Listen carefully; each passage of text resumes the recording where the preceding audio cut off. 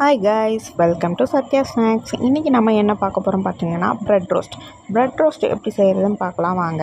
First 2 முட்டை எடுத்து உடச்சி ஊற்றிக்கோங்க. ஊற்றிக்கிட்டு அதுக்கப்புறம் அதை ஒரு பெரிய பவுலில் மாற்றிக்கோங்க. அப்போ தான் நம்மளுக்கு கலக்கிறதுக்கு ஈஸியாக இருக்கும். 2 பவுலில் இருக்கிறத எடுத்து மாற்றியாச்சா. இப்போ என்ன பண்ணணும், நல்லா போட்டு கலக்கிட்டு அதுக்கப்புறமேட்டு என்ன பண்ணணும்னா, நமக்கு தேவையான அளவுக்கு சர்க்கரை போட்டுக்கோங்க. இனிப்பு ஏற்ற அளவுக்கு போட்டுக்கோங்க, நிறையா போட்டுறாதீங்க.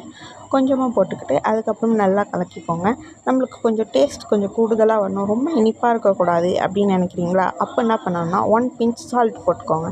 சால்ட் போட்டுக்கிட்டு அதுக்கப்புறம் என்ன பண்ணோம், இன்னும் கொஞ்சம் நல்லா கலக்கி விடுங்க.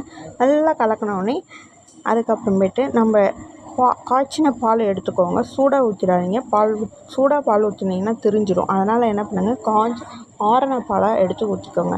ஊற்றிட்டு அதுக்கப்புறம் பேனை வச்சு அதில் கொஞ்சம் நெய் விட்டுக்கோங்க. நெய்யில் டால்டா எது வேணால் போட்டுக்கலாம்.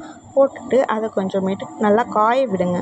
ரொம்ப காய விட்டுறாதீங்க, லைட்டாக காய விட்டு அதுக்கு ப்ரெட் ரோஸ்ட்டுக்கு முக்கியமானது என்னங்க, ப்ரெட்டு தானே. அந்த ப்ரெட்டை எடுத்து நம்ம முட்டை கலக்கி வச்சுருக்கோம்ல, அதில் 2 முக்கி நம்ம காய வச்ச பேனில் எடுத்து போட்டுக்கணும். போட்டுட்டு நல்லா கொஞ்சம் ப்ரௌன் ஆகிற வரைக்கும் வெயிட் பண்ணுங்கள். வெயிட் பண்ணிவிட்டு திருப்புங்க. என்ன மாதிரி அவசரப்படமாக திருப்பிடாதீங்க. அதனால் நான் கட் பண்ணிவிட்டு மறுபடியும் திருப்புறேன். இப்போ பாருங்கள், ப்ரௌனாக இருக்கா. நல்லா ப்ரௌன் ஆனோடனே அதை ஒரு பிளேட்டில் எடுத்து மாற்றி வச்சுக்கிட்டா நமக்கு பிடிச்ச சுவையான ப்ரெட் ரோஸ்ட் ரெடி.